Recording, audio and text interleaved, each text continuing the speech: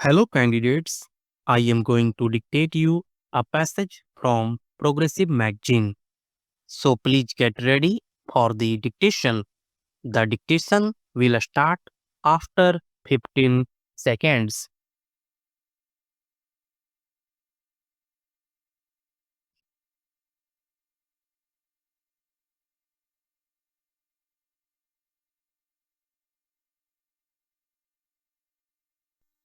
Mr. Deputy Speaker, I stand to congratulate the Finance Minister and his colleagues for presenting a very well balanced budget for the year 1997-98.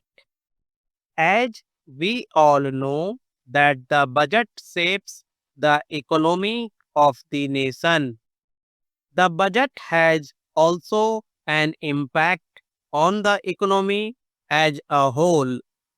This budget, I think, definitely gives incentives, serves as an all time booster in every sector of our economic life. The finance minister had waged war against inflation some months back, and we saw very good results, and inflation is now a matter of the past. Now the finance minister is waging war against the recession in some sectors to build economy and to save the labor from the difficulties arising out of it. He has given orientation to this budget for all round growth and incentive to the people to renovate their machinery so that government does not reach at that level as to take over such seek understandings, and they try to run them by investing huge amounts. The priorities have also been very well led, looking to the assurances given every time that there will be at least 5% growth. We and the opposition have been very much worried because of the unchallenged growth of unemployed people, whether they are educated or uneducated. All care has been taken that a large number of industries could be established not only in the private sector but also in the public sector or by expansion of existing industries so that maximum number of people could be absorbed. The base of our economy is agriculture. Agriculture should have its roots not depending on rails, but it should have irrigational facilities and electricity all the time to use whenever required. Care has been taken that irrigational facilities will be provided. No doubt it will take a little time. Hence, large sum of money has been provided also for generation of electricity. This it is hoped that it will be useful both for agricultural production as well as production in our factories. We were very much worried about the stabilization of prices. The economy of our economy depends very much on maximum of exports and minimum of imports. We export in terms of crores of rupees worth ready-made garments. Our textile mills were producing superfine and fine cloth as also the handloom as well as the powerloom cloth. I would suggest that we should try to reduce the duty on coal and steel also, which we are producing above our requirements. We have now got them in sufficient quantities and hence can be exported very easily and with profit.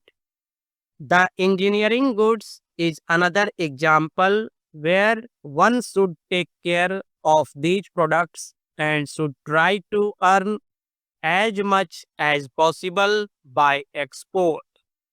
Now, about direct taxation, I feel that the taxes on corporate sector have been scientifically put in this budget, and I am sure the businessmen who were trying to manipulate books of accounts to save more money, which created more black money, will surely behave well.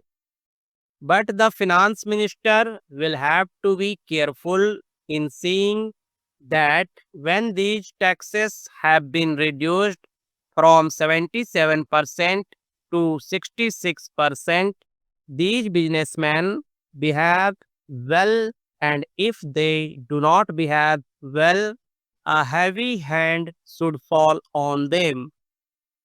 I expected some relief for the middle class people.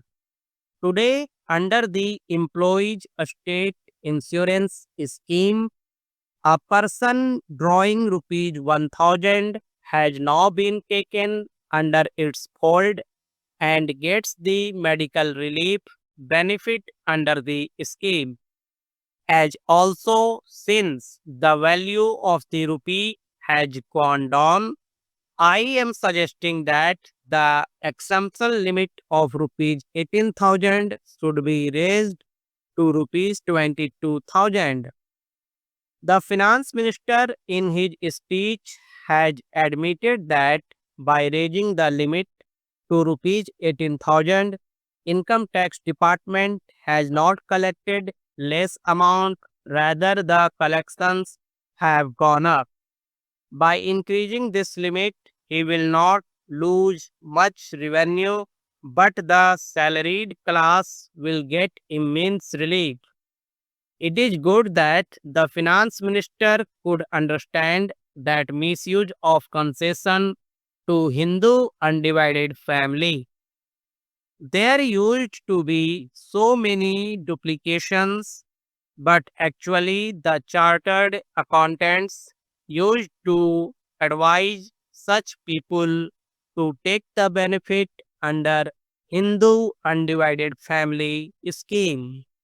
It is now rightly explained by the finance minister that the Hindu undivided family would now be taken on a different footing and levied taxes to root out this corruption. Sir, the public undertakings are the largest undertakings and they are reaching the commanding heights. If all the public undertakings start earning sufficiently well, I think they will start earning very soon. Then, in the past 5 or 10 years, the incidence of the direct taxation, which puts a burden on the common man, will be reduced. The burden of taxation should remain only on such people who perhaps have luxurious living or those who are trying to spend lavishly. You may tax common man, but do not put so much of burden on him.